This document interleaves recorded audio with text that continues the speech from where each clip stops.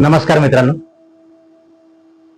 एकदा काय झालं, मुंबईला दिलेली होती मुलगी, तर ते जोडप स्वतःची मुलगी आणि जावई आपल्या घरी आले होते. तर सासूबाई त्यांच्यासाठी चहा पाणी करीत होते. मुलगा हा म्हणजे नवीनच लग्न झालेलं होतं. मुलगी मुंबईमध्ये दिलेली होती. मुलगा चांगला शर्टिंग करायचा, जीन्स पॅन्ट, ती मुंबईची सर्व स्टाईल होती. तर त्यावेळेस काय झालं, त्या मुलीचा बाप बाहेर देशात सर्व्हिसला होता. मोबाईलवर काहीतरी ईमेल पाठवला, त्यांनी फोन केला नाही, त्यांनी ईमेल पाठवला. आता ईमेल पाठवला त्यावेळेस अर्जंटमध्ये तो ईमेल होता. तर तो मेसेज वाचण्यासाठी मुलीनं काय केलं, तिच्या मालकाकडे दिला. म्हणजे बघा बरं, माझ्या वडिलांचा काहीतरी मेसेज आलाय म्हणून. ते त्यांचा फोन कॉन्टॅक्ट व्हायना म्हणे, त्यांनी मेसेज पाठवला. आणि असं या मुलाने मोबाईल हातात घेतला. लग्न होऊन 6 महिने झालेले होते समजा. तर ह्या मुलाने काय केलं, मोबाईल हातात घेतला आणि ते मेसेज बघितला. आणि मेसेज बघितल्यानंतर त्या मोबाईलकडे पाहून ढसा रडायला सुरुवात केली.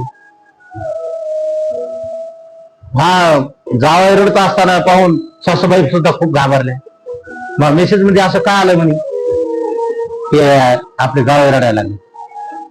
आणि मग तो सासूबाई पण रडू लागली. नंतर मुलगी रडू लागली.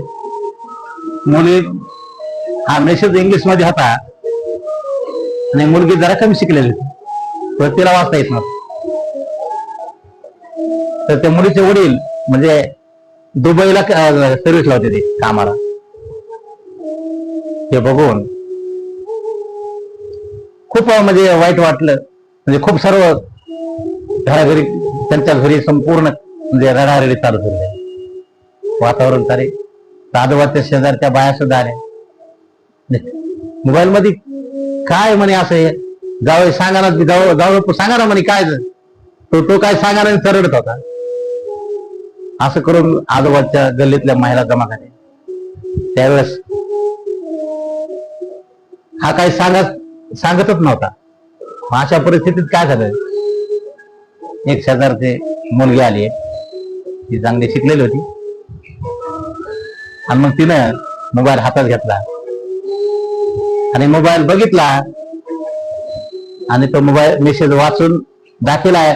आणि तिनं सांगितलं, काय नाही म्हणे, 8 दिवसांनी येणार, असा मेसेज मध्ये त्यांनी सांगितलं. आणि असं आणि म्हणे मग एवढंच होतं, मग तुम्ही रडायला काय झालं. ती सासूबाई जावायला बोलू लागली. ती मुलगी सगळं त्या नवऱ्याला म्हणू लागली. आणि म्हणजे तुम्ही एवढंच होतं सिंपल, म्हणजे तुम्ही सांगितलं का नाही, आणि तुम्ही रडायला काय झालं. त्याला म्हणजे आपण सर्व घाबरले होते ना.